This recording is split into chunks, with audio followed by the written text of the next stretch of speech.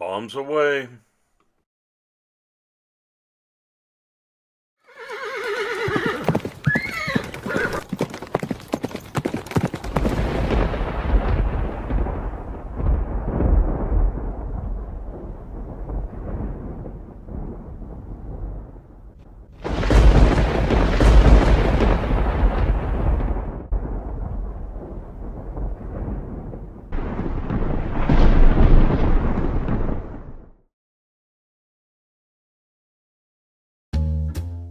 Hi everybody, and a warm welcome back to Maple Leaf Customs in Switzerland. I'm Andrew, and on the bench today is a 1:64 scale Hot Wheels Corvette C3. This one seems unusual to me because it has a truly uncommon combination of parts with a plastic body, no interior, and a metal chassis. However, all castings are worthy of attention, and this one's going to be my entry to the May Four Horsemen military-themed invitational. These are my Four Horsemen colleagues, and this month we welcome Radio Flyer as our guest horseman. You can check our Four Horsemen Diecast YouTube channel to see upcoming themes, and make a note that you're all invited to participate, and I hope you will. I lock my little C3 into my bench vise and proceed to begin with drilling out the plastic rivets.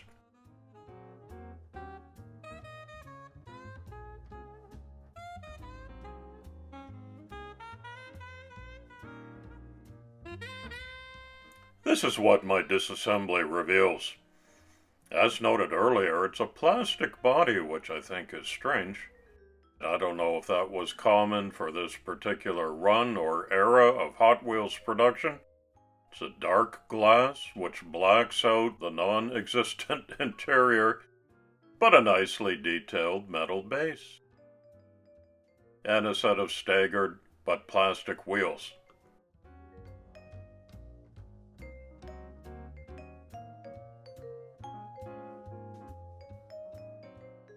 These originals are 10mm and 12mm in size. I'll go on the hunt for something to replace them. Had to do a little bit of grinding on the metal chassis to release those axles. Going through my selection of screws, I go to the regular 256 Phillips head, and these will remain in place until the final assembly, when I swap them out for a nice new pair of black ones.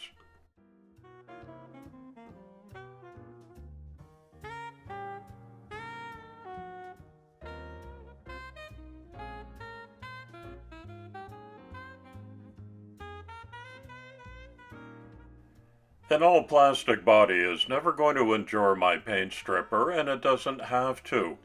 I can paint right over top of the original blue. All I've got to do is scuff it up lightly with this abrasive pad and give it the regular degreasing, same as I use on my real car engine, just to clean off the dust and the fingerprints and oils. Careful paint prep is always smart. And a shot of some matte gray primer.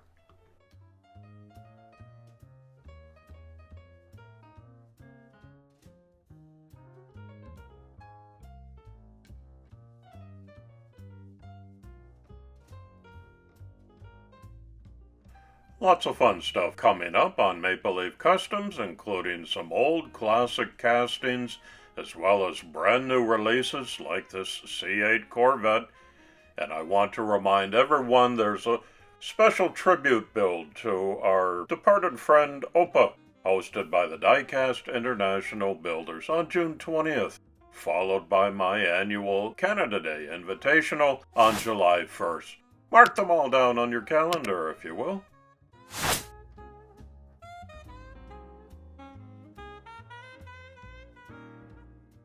Back to the original Hot Wheels plastic tires.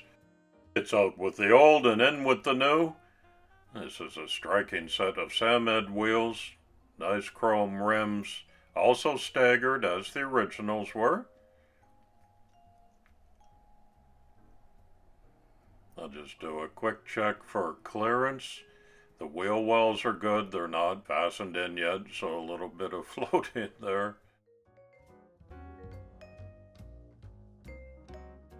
And I will have to lengthen the axle on the front. The metal chassis is too wide.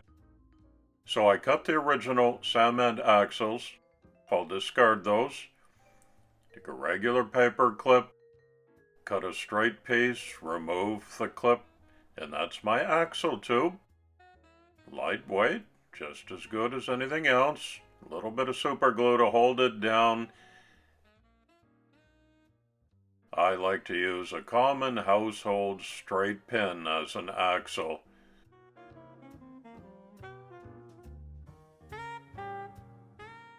It's going to work beautifully. One side has a head on it, of course. I'll flatten the other end with a pair of fence pliers to hold the wheel. In today's community shoutout, I'd like to introduce you to Spiders Die-Cast. You can follow the link in the description to check out this channel if it's new for you. This is the iconic World War II Curtiss P-40 fighter bomber. I'm totally stealing an idea from the TexMex Motors Netflix series, where I saw them convert a Corvette into the fighter plane livery. That's what I'm following through with in this Four Horsemen invitational on a military theme. Air Force. I'm putting some Vallejo bright red across just the nose of the C3 to match the P-40 Warhawk's look. This has been masked off. I did shoot a darker battleship gray on top of the body. I just followed the casting lines on this one, and it came out looking pretty cool like that, which matches the Warhawk. Time for some DIY decals. I found a few images online, scaled them to size, print them myself. Now I'm applying them, first the ghost white decals, because of the dark gray body. Then I can proceed to those that are just black on gray, like these bombs on the back.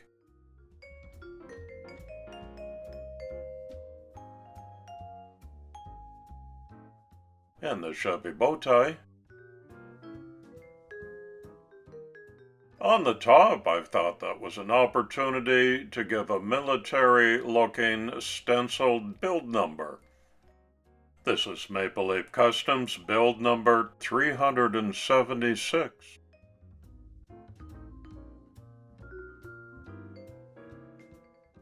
Also fitting the Warhawk military motif. Once those have cured up overnight in my dehydrator, I can apply the colored decals on top. I need to be very precise here to get them exactly over the white decals. Takes a little bit of jiggling and fiddling, but it's not too tough to do. The USAF insignia on the doors. Following the TexMex livery pretty closely here. And a super tiny, period correct Corvette emblem right on the nose at the end of that long hood.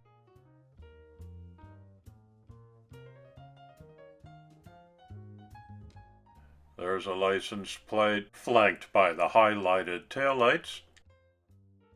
And you know what? This one's just about finished. With all the parts laid out, it looks a little funny with no interior piece among them. But there's a high gloss on the battleship gray, red-nosed body, darkened glass. All I did was put a channel logo on the metal chassis. There's the upgraded Samed wheels, looking very sharp. And it's real easy to put everything back together. I did some dry fits along the way, checking the ride height and the freedom of motion for the new rubber tires. So I'm confident with these last 2 screws that it's all going to be just fine.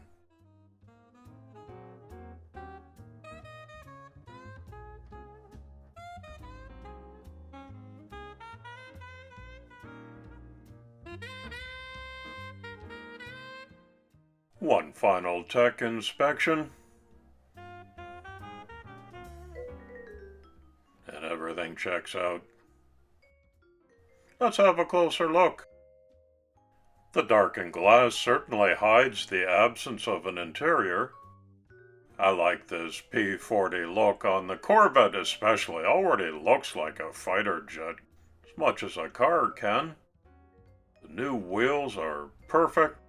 They're nice and wide.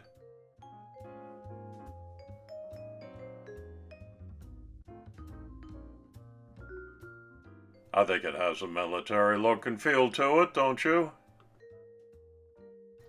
Remember the original all-blue plastic body? Nothing to write home about there. But now we've got a story. The classic Corvette C3 meets the iconic Curtiss P-40 Warhawk fighter bomber. Great combination. The fighter vet looks great from every angle, doesn't it? Leave your respectful comments below and tell me what you think of this makeover. And be sure to watch all of the other builds by following hashtag 4 Horsemen Diecast. That'll give you an automated playlist of all the participants from this invitational. I took the time to make a custom acrylic display case with my signature, the model, and a holographic certificate of authenticity because I've got a recipient in mind who I'm sure will enjoy this one greatly. So it's getting shipped out ASAP. Big thanks again to Radio Flyer for being our guest horseman. Be sure to queue up his video and all the others too. If you participated, please send a glamour shot into this email address. There's the hashtag again for everyone who's uploading. Remember, at the end of June, our next theme is Barn Find. Thanks for visiting again today. Drive carefully. It's coffee time.